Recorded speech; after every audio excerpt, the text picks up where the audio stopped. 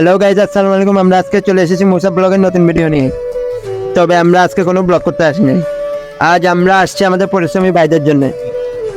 এই গরমের মধ্যে যারা এত পরিশ্রম করে তাদের জন্য আমাদের এই স্বল্প আয়োজন। আমি চাই আমার এই ভিডিও থেকে আপনারাও অনুপ্রাণিত হন।